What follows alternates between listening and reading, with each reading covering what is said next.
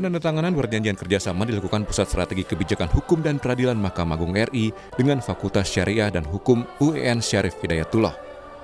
Di mana sebelumnya sudah terlaksana nota kesepahaman antara MA dengan UIN Syarif Hidayatullah pada 10 Oktober 2024. Kegiatan ini adalah wujud pelaksanaan fungsi dari lembaga, yaitu mempersiapkan perumusan kebijakan, penyusunan rekomendasi, dan evaluasi strategi kebijakan di bidang hukum dan peradilan.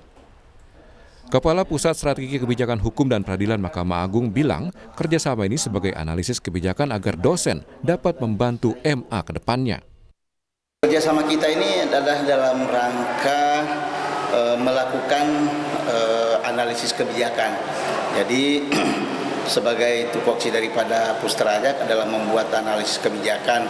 Nah, dalam pembuatan analisis kebijakan ke depan, kita berharap supaya ada pengayaan keilmuan dari teman-teman dosen yang kita ajak untuk membantu pembuatan analisis kebijakan.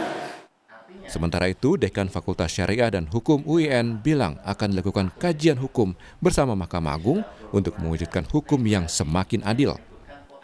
Sebagai institusi pendidikan yang juga punya riset, punya pengabdian masyarakat, itu memiliki tujuan yang sama dengan Mahkamah Agung, terutama di dalam bagaimana kita sama-sama melakukan kajian-kajian hukum untuk selalu mewujudkan atau mencari sistem hukum, regulasi, dan aturan yang sesuai dengan perkembangan zaman.